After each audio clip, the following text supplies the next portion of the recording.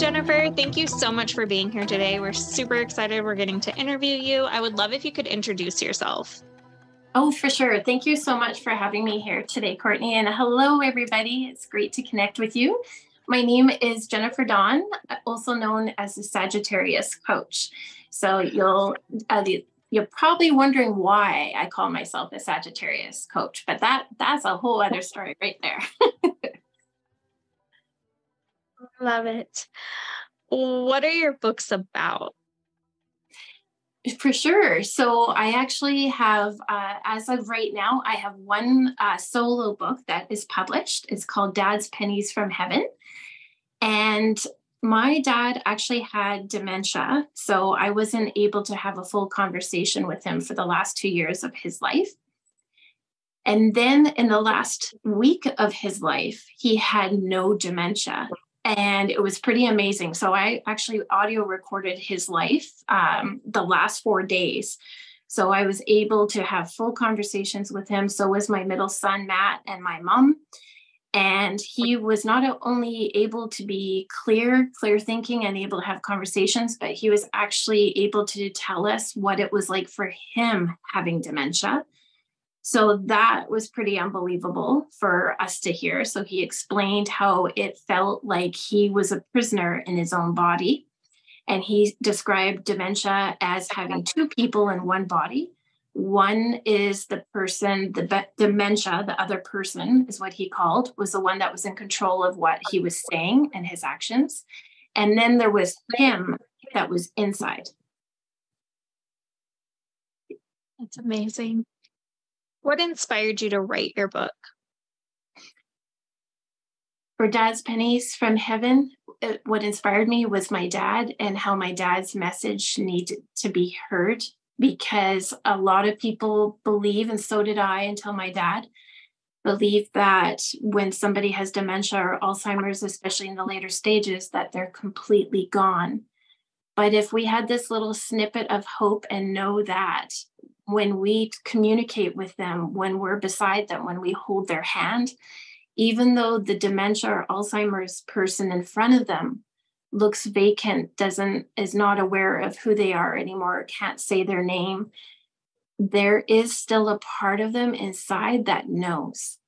So that's what inspired me to write this book, because one, I wanted my story with my dad about being a caregiver during the whole dementia process, what it was like for me personally, and help anybody that is going through that process or has already themselves.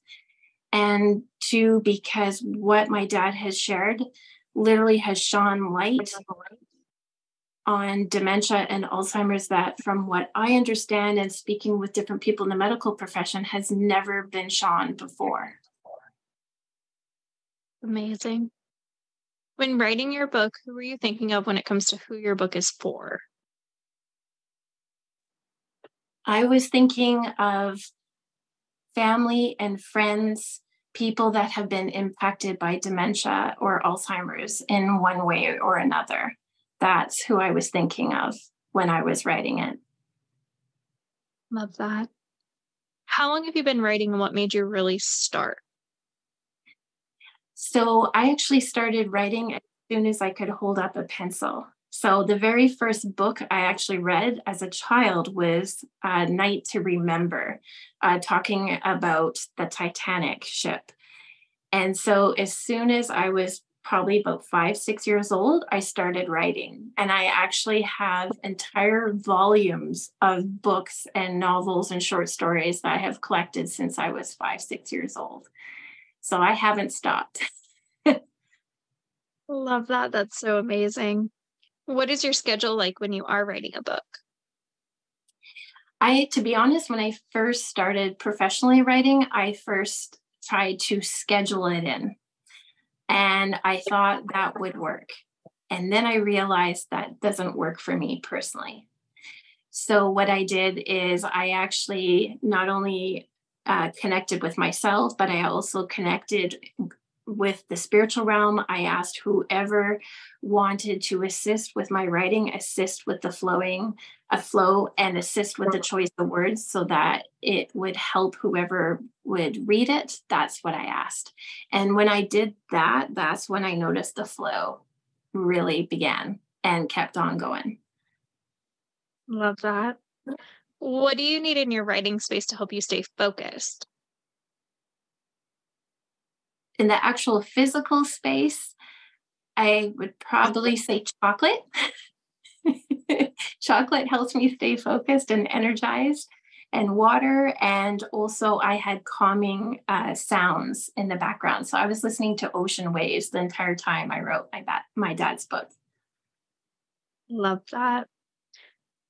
That leads into our next question. What is your favorite writing snack or drink? Oh, that's a good one. Well, once again, definitely chocolate. Anything from the chocolate food group is amazing.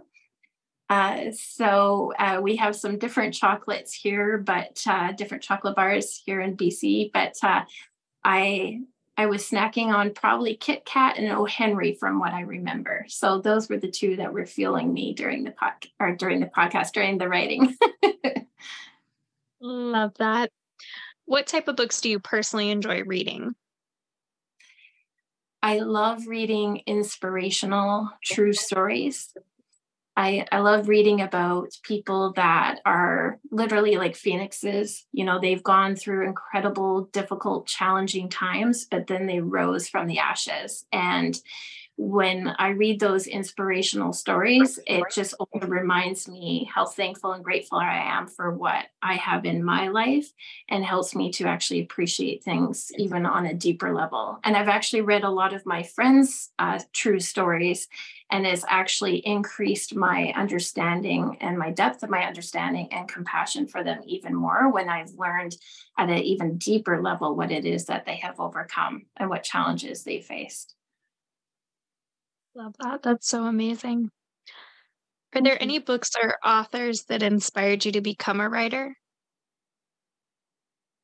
Yes, my grandmother. So my mom's mom is and was a published author, and she actually wrote about the very first Ukrainian families that came to Canada. And so she went back and did all her research, and very thorough, and it was published, and the Canadian, I guess you want to say it, Canadian government recognized it as a historical piece. So that was pretty amazing, and something I was pretty excited and proud to call her my grandmother as well. Another moment I was very happy and proud to call her my grandmother. So she inspired me to write, and she actually encouraged me since I was a young child to write. That's so amazing. I really love that. What type of books did you grow up reading, and did you have an all-time favorite? You'll probably laugh. Some people might not know what this is, but actually one of my favorite series of books was actually called The Babysitter's Club. I love that series. I could not get enough of it. So that was probably the series that had me hooked, because anytime I had to read for school, it didn't seem to happen. AKA Lord of the Flies. Like I loved anything that I was not forced to do. When I was actually had the freedom and I could choose what I wanted to read, that's where the magic happened. So, and then thankfully, Babysitter's Club actually is what inspired me to read more. Love that. On the opposite side of that, now as an adult, what are your favorite series or authors that if they come out with something, you're going to automatically grab it? Oh, yes. So Oprah, I just actually picked up one of her books. Dr. Brian Weiss, I've also met him in person and was trained by him personally. He's an amazing man, absolutely brilliant doctor. So anything that I've actually, up to date, I've actually read everything that he's ever written, that he's published. He's an amazing man. So those two would definitely be my go-to. And anybody that kind of like in the spiritual section that's inspirational and that I feel is genuine and authentic, because personally I'm energetically repelled by anything that is not authentic and genuine, including writing. So when I feel or I've heard that an author is authentic and their writing style also comes across that way, I am drawn to it. Love that. What would you tell someone just starting out with reading again? To start reading, it's really important to read something that you want to read, something you enjoy. What are your interests? What are your beliefs? What is it that you want to learn about? There is an energetic difference when you're forced to read versus when you are inspired to read. When you're inspired to read, as I said, it comes from a different energetic source, and you're more engaged and more willing to read and pick up the pages or read on the tablet, however it is that you like to read. You're more inspired to do so. So that's what I recommend. What is it that lights you up? What is it that you want to read? And go for it. Amazing. On the opposite side of that, what would you tell someone just starting to write their own book? First of all, take a deep breath, relax, and enjoy the journey and the process. If it takes 6 months or if it takes 6 years, just enjoy the process, and not to put any limitations or deadlines on yourself. Because when you do that, as I experienced, when you do that, it changes and actually creates, AKA the writer's block. It actually blocks the flow. So when we let go of the steering wheel and energetically put it in cruise control and let things just flow naturally, that's where the magic happens in writing. Love that. What's one thing that people are generally surprised to find out about you?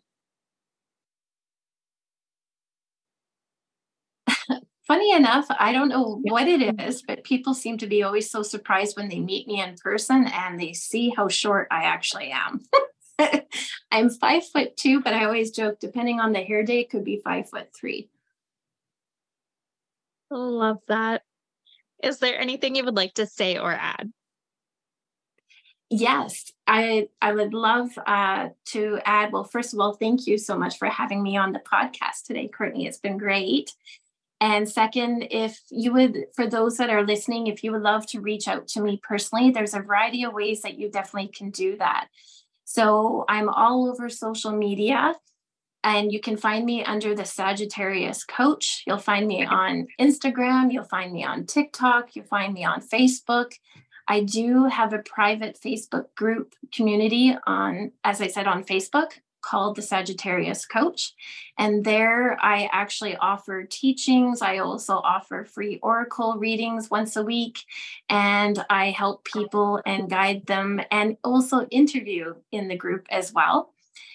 If you want to reach out to me via email, you can reach me by info@jenniferdawn.net. And my website is jenniferdawn.net. And I'm looking forward to connecting with you. Also, just to give you a heads up for everybody that's listening, my practice actually, so not only am I an author, but I also have a spiritual practice.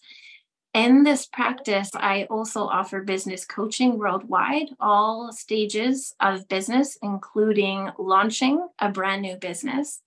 I also help people worldwide with their spiritual practices and all stages of development.